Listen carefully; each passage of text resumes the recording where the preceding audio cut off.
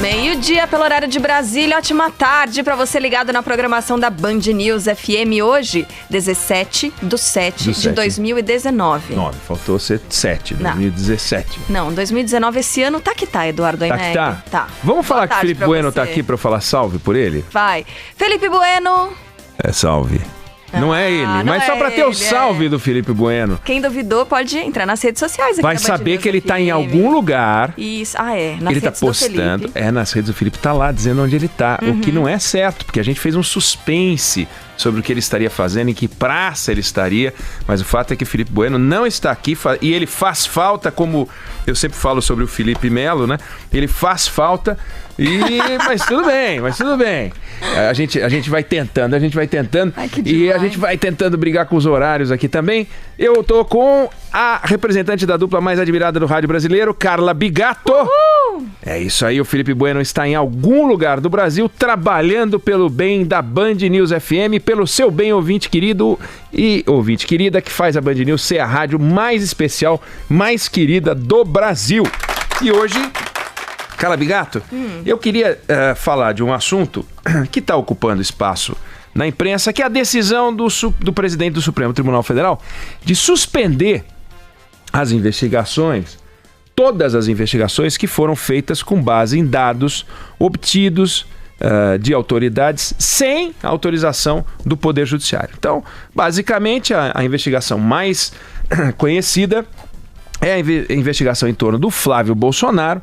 O Ministério Público pegou dados do COAF e conseguiu obter informações, o tal famoso caso Queiroz, um caso enrolado, difícil de explicar, um funcionário do gabinete do Flávio Bolsonaro que mexeu com milhões de reais e ele, quando tentou explicar, falou que vendia carro, comprava carro. O fato é que em 99,9999999% das investigações feitas com funcionários de gabinetes que faziam o que ele fez, era a gente pegando o dinheiro dos funcionários, um pedaço do salário de volta, para fazer caixa 2 e viabilizar o trabalho do político representante do gabinete. Pode não ser o caso do Flávio Bolsonaro, pode não ser o caso do Queiroz, precisa investigar. E quando investigar, a gente vai descobrir. O Toffoli falou, para com isso, vamos parar porque tem um problema aí. E aí vamos dividir essa conversa ao meio. Primeiro, tem um problema aí? Sim, existem leis claras dizendo só se pode investigar com autorização da Justiça. Não tem autorização da Justiça, não pode. E eles estão investigando sem autorização da Justiça para manusear esses dados. Então esse é um pedaço da nossa discussão. O Brasil passou 20 anos sob um regime militar. Isso tem um peso, tá aí. Até hoje a gente discute, tem gente que fala era melhor naquele tempo, agora que tá pior. Enfim, o fato é que o regime militar, por definição, não se preocupa com a opinião das pessoas, não se preocupa em colocar no centro da discussão o cidadão. Quem está no centro da discussão é o Estado. O Estado faz o que quer, os ocupantes do Estado, os donos do Estado, no caso generais, faziam o que bem entendiam. Então, ou era militar ou era democrático, não dava para ser as duas coisas. E a gente teve durante 20 anos um regime militar que nada tinha de democracia. Resolvia pendências sem desafios políticos? Resolvia. Era mais ágil para tomar decisões? Claro que era mais ágil. Você não tinha que construir decisões, você tomava decisões. Vamos fazer uma hidrelétrica? Fazia. Não tinha que se preocupar com meio ambiente, não tinha que se preocupar com populações indígenas, não tinha que se preocupar com nada. Pegava e fazia. Pois bem, é a população subordinada ao Estado. O regime totalitário tem este problema, além de outros. Quando você tem um regime democrático, você resolve esse nó e você coloca a sociedade no centro das atenções. Agora, os regimes democráticos, eles não são perfeitos e eles adoecem, como os corpos. A gente adoece, a gente pega gripe, a gente pega doenças mais graves. E ao construir o nosso Estado democrático, a gente construiu, e a gente já falou disso aqui várias vezes, a gente construiu num ambiente de revanche. Vamos nos livrar de todo o chamado entulho autoritário. Tudo que a gente achar que é entulho autoritário, a gente joga fora.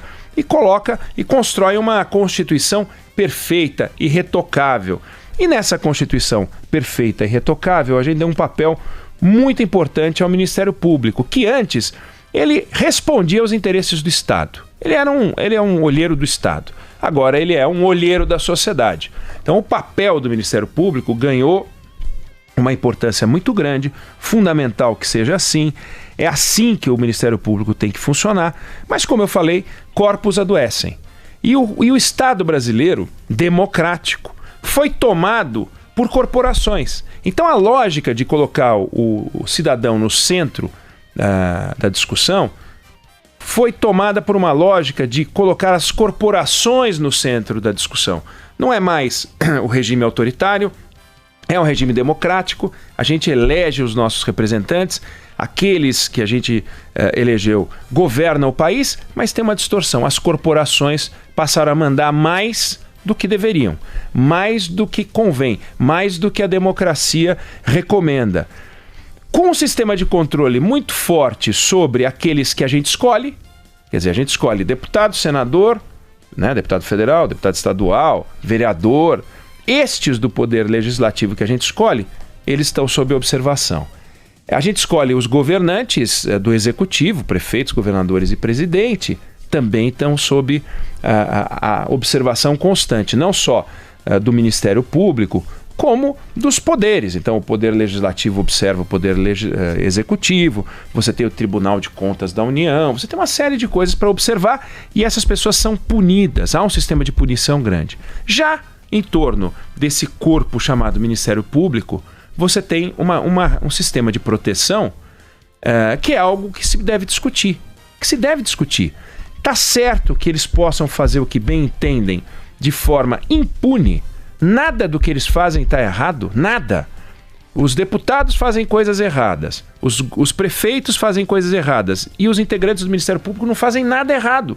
Então, eles são geneticamente superiores. Ao prestar o concurso público, eles adquirem uma composição genética que os torna pessoas perfeitas. Eles param de errar. Quando crianças, estudavam na mesma escola que produziu um médico, um professor, um jornalista, que todas essas categorias erram. Produziu um político também. Mas aí eles vão crescendo, prestam o concurso público e se tornam geneticamente perfeitos, intocáveis. E isso está errado. Então tem que ter uma legislação clara para estabelecer limites. Aí você fala isso e começa. Mais um que quer acabar com a Lava Jato. Então, criada essa frase, querem acabar com a Lava Jato, aí você reforça a ideia de que tudo pode. Então, no tudo pode, eles resolvem fazer uma investigação e começam a investigação sem autorização judicial. Para você ter uma ideia, ouvinte, olha que história interessante. O Brasil exige autorização judicial para pegar uma informação, por exemplo, do COAF. Agora dá para entender por que o juiz Sérgio Moro queria o COAF para ele em vez de ter o COAF no Ministério da Fazenda, para poder pegar com mais facilidade, pela parceria que os áudios mostraram entre o Moro e o Ministério Público. Mas olha que interessante, às vezes eles estabelecem acordos internacionais para obter dados de quebra de sigilo de pessoas aqui, lá fora, onde não há essa exigência. Isso foi parar no Supremo, o Supremo falou, não, para. Se você tem uma regra que aqui pede autorização judicial, nada de fechar acordinho internacional para pegar quebra de sigilo lá fora sem autorização judicial aqui dentro. Gol de mão eles faziam. Então o Ministério Público vive procurando um jeito de fazer gol de mão, né? Mas eu faço isso em nome do bem comum. Ok. Sem dúvida, em nome do bem comum. Seria muito esquisito imaginar que o Ministério Público fizesse isso para achacar as pessoas, né? Para destruir as pessoas. Não, é claro que é em nome do bem comum. Mas o Estado não pode agir fora da lei. E a lei ela tem que ser clara. Então a gente tem leis que não são claras. E nessas leis pouco claras, o Ministério Público, feito água na laje, vai correndo e sempre aparece uma goteira aqui comprometendo a construção. Então essa é uma discussão que a gente tem que fazer, não é contra a Lava Jato. Agora, a Lava Jato não pode quebrar a empresa, não pode arruinar a reputação, não pode fazer o que quer e não pode pegar. Eu não gosto do Flávio Bolsonaro porque ele é filho do Jair Bolsonaro, então eu vou investigar. Não é assim que funciona. Eu não gosto de um determinado político porque ele é do PT, então eu vou investigar. Não é assim que funciona. Então temos uma questão ali. Mas tem uma outra questão que é preciso que se diga sobre essa decisão do presidente do Supremo, o Dias Toffoli, que do ponto de vista do seu conteúdo é acertada. Vamos suspender e a gente vai discutir no Supremo Tribunal Federal. Mas é o seguinte, ele tem uma resposta a dar, ele tem uma explicação a dar. Este tema estava na pauta do Supremo Tribunal Federal para ser resolvido em março. Em março. Se tivesse sido resolvido em março, isso poderia dar uma decisão a favor da tese do Ministério Público, que é poder ter acesso às informações sem autorização judicial, ou não, ou a favor da tese do Toffoli. Ele tirou isso da pauta. É o presidente do Supremo Tribunal Federal que decide isso. Ele tirou isso da pauta e jogou para novembro. Pois bem, vem um pedido para ele e ele, no recesso, dá uma canetada e suspende as investigações. Todas as investigações do Brasil. E até que o Supremo volte ao assunto, fica tudo parado. Você diz, pera. O senhor é o presidente do Supremo? Sou o presidente do Supremo. O senhor é contratado pelo Estado brasileiro, certo? O senhor foi indicado pelo presidente, o senhor está lá, contratado por nós, para organizar a baderna. É isso? É isso. Não, porque se não for, fala, não, é para intensificar a baderna. Só tem duas alternativas. Ou é para fazer balbúrdia, como diria o nosso ministro Weintraub, saudade, beijo, ministro. Ou é para organizar, ou é para aumentar a balbúrdia. Não tem alternativa. Eu acho que o Toffoli quer organizar a balbúrdia, né? Se é para organizar a balbúrdia, por que ele tirou da pauta de março e isso poderia estar encerrado? Tinha data para resolver. Era um recurso extraordinário com data para resolver em março. Aí ele joga para novembro. Engraçado, o caso do Flávio Bolsonaro já estava rolando desde o ano passado, desde 2018, já tinha o relatório do COAF, já tinha as operações, operação absurda, 74 pessoas que o Ministério Público estava investigando, 74 pessoas, não deve ter tido tempo para investigar 74, mas eles já jogaram 74, olha o absurdo do Supremo aqui, do Ministério Público aqui, o abuso, ok. Aí o assunto vai parar no Supremo Tribunal Federal, o Fux dá uma decisão em janeiro, suspendendo, parando. Aí o Marco Aurélio dá uma outra, volta do jeito que estava antes. Vem o Toffoli e adia a discussão. Deixa parado, tá adiado. E aí ele vem e dá uma canetada no recesso, que é algo que não se pode discutir. Olha que presentão que ele deu. É uma discussão jurídica complicada. Esse é o melhor momento, esse é o melhor modelo. Ele agiu de forma a organizar ou ele agiu favorecendo?